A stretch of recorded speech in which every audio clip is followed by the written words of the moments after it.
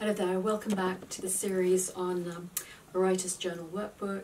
I'm the author Lucy van Smit, and this week I really want to talk about the magic that happens when you journal on your writing. And I would never have believed this if somebody had told me 2 years ago, but it can literally transform your life. We've given a little bit of craft in the series, and that's your kind of survival technique. You do need to know how to write a scene, you need to know how to dialogue, you need a little bit of story structure, but you also need to know how to create a safe space. You need to know yourself. And one of the cool ways you know yourself, according to Jung, is you find out your shadow side, the things you don't know about yourself. And again, the naming game is a super easy practice for this. You start using it and noticing how you react. Because the naming game brings you into sort of present time and makes you more grounded in your life, you'll notice even in a row with a partner, you start having a tiny bit of gap and space to notice, oh, that triggered me, I wonder what that came from. And in your journal, you sort of start making connections back to a childhood moment. The last third of the book is very much on how you thrive as a writer. So you need a little bit of know how to survive. You need to create a safe space for your head, which is why a journal is absolutely brilliant. But the biggest part of it is how you approach your writing.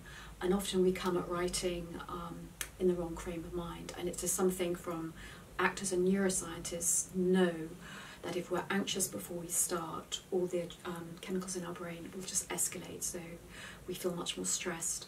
And I think I know, writers start associating a sense of discomfort with writing, and then we start avoiding it, and that's just the way our brains work on defence.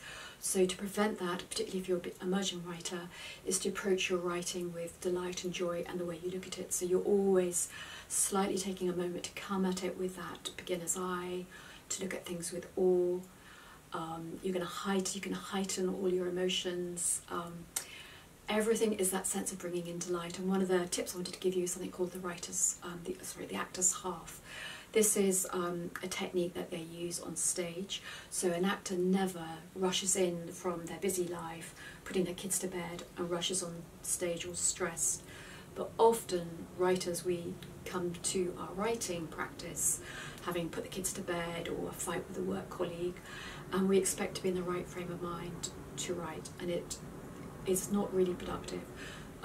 So 30 minutes, or I mean shorter, but it's the principle. You set an intention to sort of calm down and become present. A ritual is super useful for this, and it's just that sense of taking a moment to breathe, sort of all the way in, all the way out, to calm down, to make sure that your eyes have gone panoramic, that you're not always just close-up focused. And you sort of set an intention for your writing, and the journal is brilliant for this. You're just asking, what am I trying to say here today? So you're just taking these moments before you get into writing your scene or your novel or your sentence. You're becoming present.